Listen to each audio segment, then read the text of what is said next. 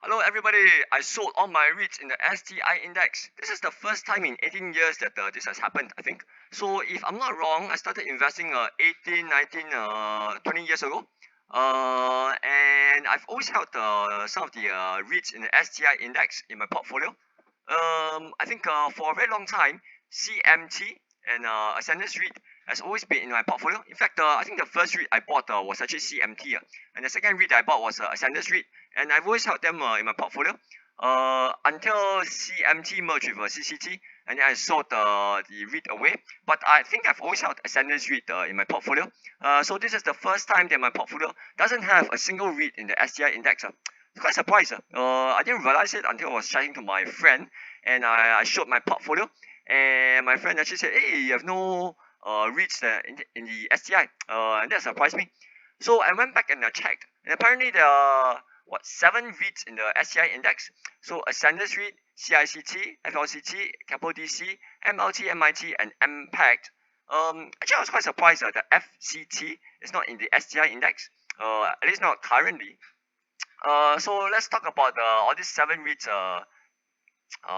and how they appeared in my portfolio. So as I mentioned, the CMT was a long stay in my portfolio until it merged with CCT. And then after a few years, I felt it was getting a bit pointless, so I sold it away. Because I always felt that if I want CICT, I can just buy FCT and Capital REIT, right? To get the retail and the office exposure instead of getting CICT. So I felt it was a bit pointless, so I sold it away. And I haven't touched it for I think the past 5 years or 6 years, I don't know.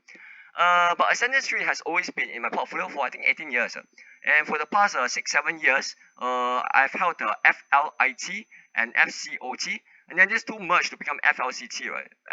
And so I've held this REIT and its previous two parents for a very long time, maybe 6, 7, 8 years, I think.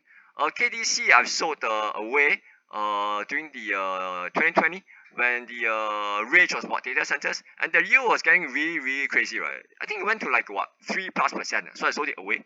I'm still looking to buy it back though, but it has to trade at a decent yield, which unfortunately the market is not giving me. MLT and MIT, I still like the REIT, but I sold it away also, and MPACT I also sold it away. So you see, FCT I've sold at 2.2 previously. I'm surprised this guy is not in the STI Index. I always thought this guy is in the index until I checked. I'm not sure why it's not in the index. I sold the Ascendance REIT away also. Then I sold the MLT away. I sold MIT away. So MPACT away. And very recently, I sold FLCT away 1.35. I talked about it previously in this video. I was very hesitant to sell FLCT, but eventually I sold it because I thought the yield doesn't make sense. So with the final sale of FLCT, I'm actually out of all the REITs in the STI Index. Really surprised.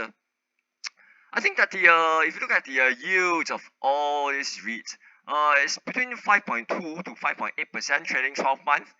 And if you look at the gearing ratio of around 38% for some of these guys, it's getting from like 36 to 40% for these REITs, with the exception of maybe FLCT, which is pretty low geared. But these are the yield on a trailing 12 months.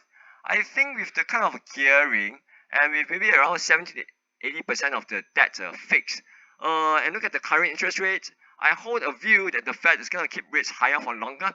So I think there's going to be 7%, 8%, 9% impact on DPUs for the coming year. So so if you think about it, if last year it gave 5.2 to 5.8, I think the forward 1 year yield is at 4.8 to 5.3, which is ridiculously low, right? Given this high interest rate environment. So I think all this stuff is actually quite expensive. So I'm pretty reluctant to hold on to it. I prefer to sell it out to rotate to other stuff, especially stuff which are cash rich and yielding much higher than this stuff, which you can find quite easily actually on the SGX. I'm also not impressed with the acquisitions thus far. Of all these REITs that have done acquisitions this year, I think only MLT and KDC made sense. The rest of the stuff, I think it's just a bit pointless, right? It's like there's no impact, there's no accretion, there's no point at all. So I'm not impressed with the acquisitions that some of these guys have done. Recently. Only MLT and KDC impressed. Not really impressed, but I thought what they bought made some sense and some value add. Other than that, well, I think the REITs in Singapore, well, with the inability to make accretive acquisitions, especially if you do forward, placements, right? So you place now and then you wait and confirm the deal, and by the time you complete the deal is half a year later. So the DPU will be quite depressed because of the enlarged share base, and then with the rising interest rates impact, I think the yields will get even lower than this stuff. I think it doesn't pay me enough to wait, so I got out. I'm still looking to buy back some of these REITs, especially if there's a big sell-off. I think there'll be a correction in the STI Index in the later half of this year, maybe August, September, October period, which is usually the volatile period, which is the summer month for the Westerners, and therefore trading liquidity is weak and stuff. I'm especially looking to buy back MLT and KDC, and also FLCT. Maybe MIT. I don't know. I'm still impressed with MIT's management. But of all this stuff, I think I'm looking to MLT and KDC most.